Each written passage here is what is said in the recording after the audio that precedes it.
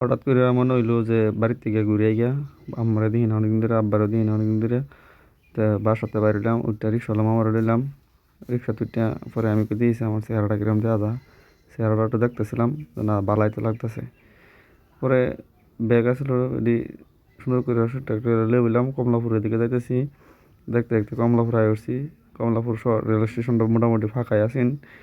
এই যে দেখেন ইন্দা কিছু কাজ চলতেছে রেল স্টেশনের। আমার ট্রেন এসে 7 নম্বর প্ল্যাটফর্মে আগে যাইতেছি, একটা গিয়ে উঠতে বইলাম আমার ট্রেনে লগে আরেকটা ট্রেন গেছে। তারপরে দেখলাম যে না, ওয়েদারটা খুব ভালোই আছে। তারপরে দেখতে দেখতে আমরা ট্রেন ছেড়ে দিছি। ট্রেন ছাড়তেছে, আকাশটাও খুব সুন্দর, একদম জলমলে রোদ, দেখে খুব ভালো লাগতেছে। আর পরে গ্রামের দিকে যখন ঢুকছি তখন দেখি আরও সুন্দর লাগতেছে। পরে দেখি না আমার চেহারা জানলা পাশে বইছি ধুলাবালু লাগিয়ে একেবারে বেসকে আছে। পরে ভাবলাম যাচ্ছে চশমাটা লাগাই তুই, কারণ চশমাটা লাগাইলে চক্ষু ধুলাবালুটি ঢুকতো না। দেখতে দেখতে দেখতে আয় পড়লাম ময়মনসিং।